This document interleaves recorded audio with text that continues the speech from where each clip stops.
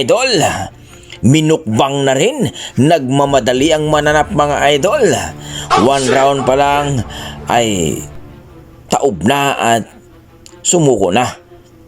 Tinigil na ng referee mga idol. Kumaga TKO ang nangyari mga idol. Grabe, sigawan ng mga tao mga idol at tila pa ang mga basher at mga haters ni Cuadras Casimero ay nagsitaguan sa palda ng kanilang mga asawa.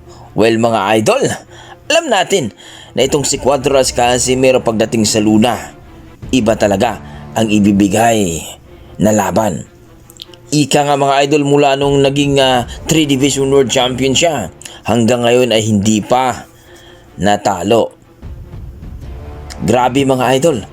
Kaya umaasa ang mga boxing fans mga idol na masundan pa ang laban ni Cuadras Casimero, pagamat last na